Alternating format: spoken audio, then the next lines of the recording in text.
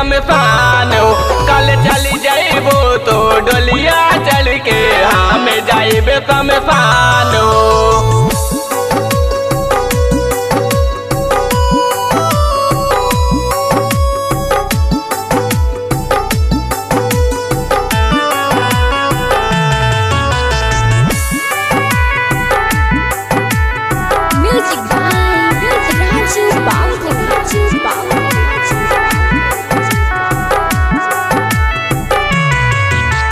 कैसे बताई प्यार जताई बसल तू बालू दिल में, जगलो में भी सुतलो में भी आवेलू हमारा नींद में।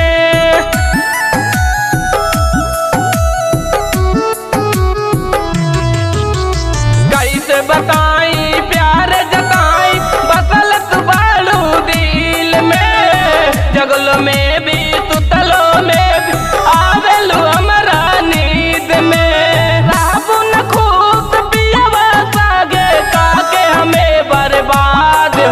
कल चली जाइबो तो डोलिया चढ़ के हम जाइबे शमशान हो।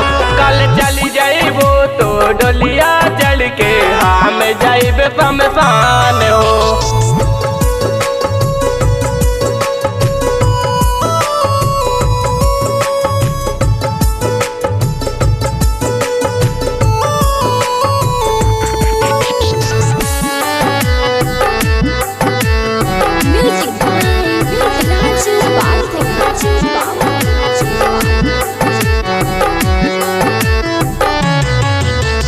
सपना टोटल शीशा बन के चल जाइबो तू दूर हो। बिना पटेल न तो के बुलाई बाटे बड़ मजबूर हो।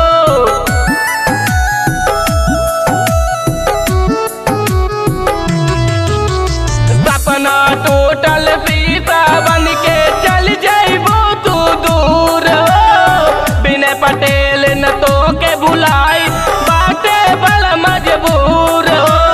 आज के दिनवा हमारा ला हो के न काबो शाम हो।